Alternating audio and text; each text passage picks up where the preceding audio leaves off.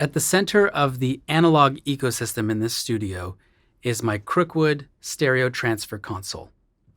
Crispin from Crookwood has been designing these mastering consoles for years and has been equipping some of my favorite studios and favorite mastering engineers around the world with these brilliant designs.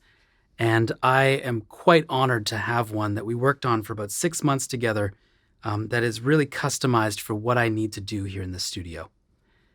Once I even started designing it, I basically, you know, organized my entire workflow with the analog equipment around that console. And what it's capable of doing from left to right is, first of all, I can choose what is feeding the console, and I can choose where the signals go. So I have multiple things that I might feed a stereo signal from. I might feed it from my Studer, my A810 tape machine.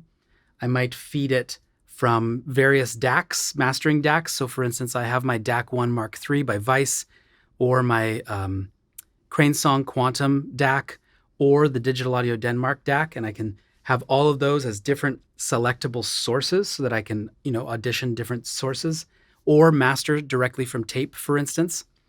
Then on the back end, I can also have the ability to send it to different converters. So I can send it to my Vice ADC2 or to the Crookwood, the Crane Song Quantum ADC, or to the Digital Audio Denmark one. And so the ability to do all of that, and simultaneously I can feed that to the tape machine, for instance. So having all of that within the analog domain without any extra conversion, all at your fingertips, is such a brilliant design. I've got input and output trims. When I'm feeding a stereo signal in, I can do input and output trims right on the console. I've got an MS matrix for width control. And then it comes to really its primary feature for me, which is the insert paths. So every single piece of mastering hardware in here is routed into the Crookwood console, which is actually a whole bunch of rack units and a lot of cable. Everything is routed into there so that I can select each piece of gear and bring it in or out of the transfer path and change the order in real time. All of that is being done with the highest quality relays, absolutely no noise floor, with full sonic fidelity, which is the brilliance of Crispin's design. But what it allows me to do is sit right in the sweet spot. And once I've, adjusted various pieces of hardware to suit the piece of music that I'm working on at the time, I can now sit right in the sweet spot. At this point, I've memorized that I can close my eyes and just bring things in and out, reorder them, and hear if I am serving the music properly, which really as a mastering engineer is my job. And the ability to first obviously work with the gear and get it all, happening and get the sounds there, but then to be able to critically make decisions right between the speakers where I need to be on whether something is serving the music or not, or whether something should be reordered to serve the music better, whether it's equalization before compression or saturation or anything along those lines. It really was quite life-changing for me as a mastering engineer. So every piece of hardware goes in. So what I actually have is 15 plus 5, so 20 insert paths. Now, that's a lot, right? And as you can see, I work with a lot of hardware. It's because no individual piece of gear is perfect for every song.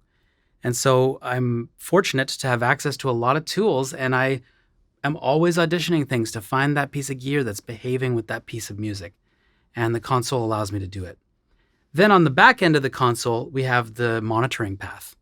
So when I'm working in Dolby Atmos, I actually bypass the console, and Crispin designed that for me so that I can use the Digital Audio Denmark controller, which is the dad mom, along with my Trinov and my Avid Matrix 2, because that's the way that I'm controlling the 19 speaker system or the 13 speaker Sony system. But when it comes to stereo mastering, I'm using the Crookwood console and I'm using that monitor section for very critical work. I can mute my left-right speakers. I can swap left-right signals. I can bring my two subwoofers in and out, and I have like groupings. I can also feed multiple sets of speakers. So I have an Aventone mono thing that automatically sums to mono.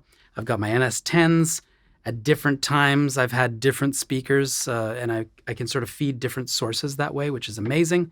And they can all be preset with different gains, so I can just swap between them in real time, right there on the desk, not looking at a computer screen. I can mono the signal. I can flip phase on left or right channels.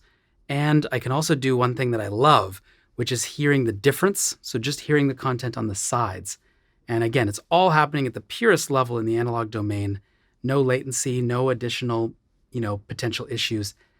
And so it's really the heart and soul of when I'm working in stereo. And when I do bypass it, that feature that Crispin designed for me, which allows the left-right speakers and the left-right subwoofers to then be essentially all gains are bypassed, and now it moves into the whole Avid world for my Atmos work. That design as well has been something that I'm very grateful for because it's made that so seamless, and it's a very, very simple switch for me. So yeah, the Crookwood is the heart and soul of the analog in here, and I'm very grateful to have it.